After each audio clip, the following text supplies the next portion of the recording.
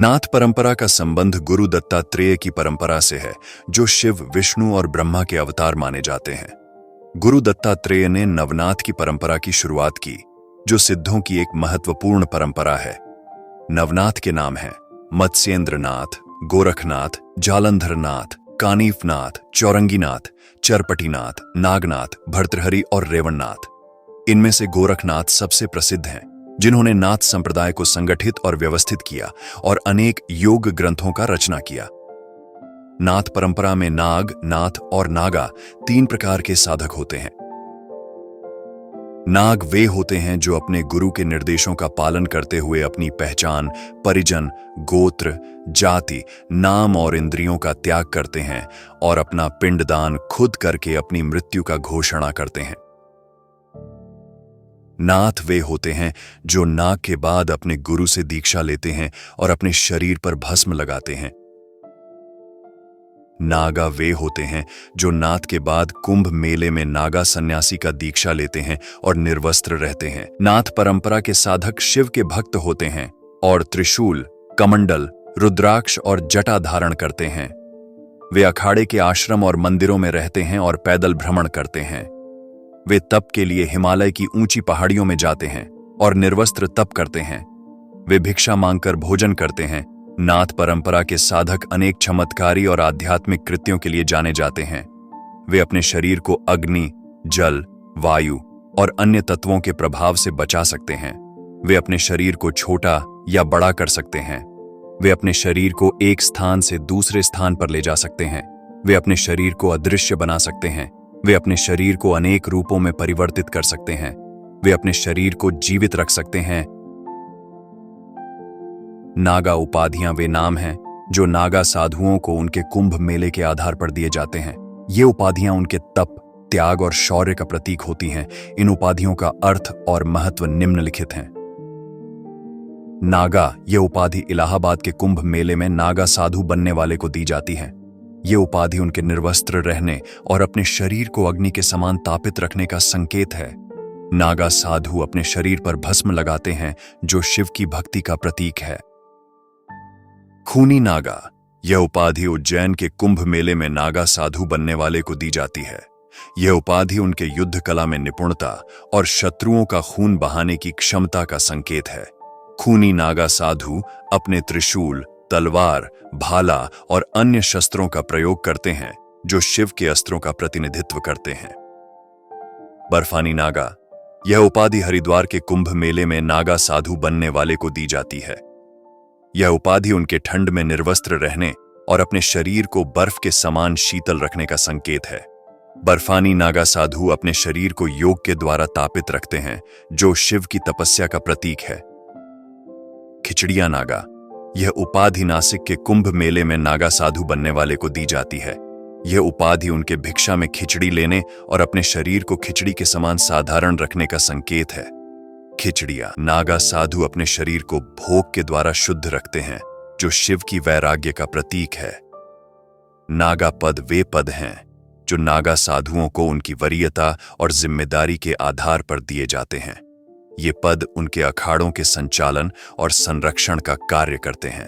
इन पदों का अर्थ और महत्व निम्नलिखित हैं। कोतवाल, यह पद नागा साधुओं के अखाड़ों के सुरक्षा प्रमुख का होता है। कोतवाल अखाड़ों के बाहर और अंदर की निगरानी करते हैं और किसी भी आपत्ति या अतिक्रमण का सामना करते हैं। कोतवाल अपने अधीन के नागा साधुओं को शस्त्र और युद्ध कला में प्रशिक्षित करते हैं। पुजारी, यह पद नागा साधुओं के अखाड़ों के पूजा प्रमुख का होता है। पुजारी अखाड़ों के मंदिरों में शिव और अन्य देवताओं की पूजा अर्चना करते हैं और अखाड़ों के आयोजनों में धार्मिक अनुष्ठानों का संचालन करते हैं। पुजारी अपने अधीन के नागा साधुओं को वेद, शास्त्र और योग में प्रशिक्षित करते हैं। बड़ा कोतवाल, यह पद नागा साधुओं के अखाड़ों के सुरक्षा महाप्रमुख का होता है। बड़ा कोतवाल कोतवालों के ऊपर का अधिकारी होता है और उनकी नियुक्ति, प्रशिक्षण और निरीक्षण करता है। बड़ा कोतवाल अखाड़ों के सुरक्षा योजना, नीति और नियमों का निर्माण और पालन करता है। भंडारी, यह पद नागा साधुओं के अखाड़ों के भंडार प्रमुख का होता है। भंडारी अखाड़ों के भोजन, वस्त्र, औषधि, शस्त्र, धन और अन्य सामग्री के भंडारण, वितरण और लेखा जोखा करता है। भंडारी अखाड़ों के आर्थिक स्थिति, बजट और लाभ हानि का विश्लेषण करता है। कोठारी, यह पद नागा साधुओं के अखाड़ों के कार्यालय प्रमुख का होता है। कोठारी अखाड़ों के दस्तावेज, रिकॉर्ड, रजिस्टर, पत्र, नोटिस, आदेश, रिपोर्ट और अन्य कागजात के संग्रह, संचालन और संगठन करता है। कोठारी अखाड़ों के संबंधित विभिन्न विभागों, संस्थाओं, अधिकारियों और लोगों के साथ संपर्क, संवाद और समन्वय करता है। बड़ा कोठारी, यह पद नागा साधुओं के अखाड़ों के कार्यालय महाप्रमुख का होता है। बड़ा कोठारी कोठारियों के ऊपर का अधिकारी होता है और उनकी नियुक्ति, प्रशिक्षण और निरीक्षण करता है। बड़ा कोठारी अखाड़ों के कार्यालय की नीति, योजना और कार्यक्रम का निर्माण और पालन करता है। महंत, यह पद नागा साधुओं के अखाड़ों के आश्रम प्रमुख का होता है। अखाड़ों के आश्रमों में रहने वाले नागा साधुओं का मार्गदर्शन, शिक्षण, अनुशासन और कल्याण करता है। सचिव, ये अखाड़े के सबसे बड़े और महत्वपूर्ण पद होते हैं। ये अखाड़े के संगठन का नेतृत्व करते हैं और अखाड़े के संबंध में बाहरी दुनिया से संवाद करते हैं।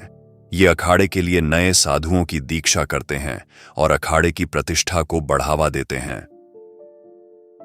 आचार्य शंकर द्वारा सन्यासियों की पहले से चली आ रही परंपरा को जब संगठित किया तो उसे नाम दिया दशनामी साधु संघ। दीक्षा के समय प्रत्येक दशनामी, जैसा कि उसके नाम से ही स्पष्ट है, निम्न नामों गिरि, पुरी, भारती, वन, अरण्य, पर्वत, सागर, तीर्थ, आश्रम या सरस्वती में से किसी एक नाम से अभिभूषित किया जाता है। दशनामी साधुओं में मंडलेश्वर और नागा पद होते हैं। उनमें भी शास्त्रधारी और अस्त्रधारी महंत होते हैं। शास्त्रधारी शास्त्रों आदि का अध्ययन कर अपना आध्यात्मिक विकास करते हैं तथा अस्त्रधारी अस्त्र आदि में कुशलता प्राप्त करते हैं। 4 आध्यात्मिक पद: कुटीचक, बहुदक, हंस और सबसे बड़ा परमहंस। नागाओं में परमहंस सर्वश्रेष्ठ माने जाते हैं। नागाओं में शस्त्रधारी नागा अखाड़ों के रूप में संगठित हैं। इसके अलावा नागाओं में औघड़ी, अवधूत, महंत, कापालिक, शमशानी आदि भी होते हैं। मैं उम्मीद करता हूं कि आपको ये वीडियो पसंद आया होगा।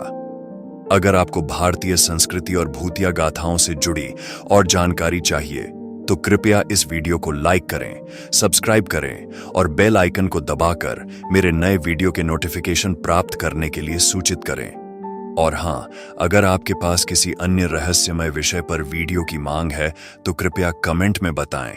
हम अगले वीडियो में फिर से मिलेंगे। Thank you for watching.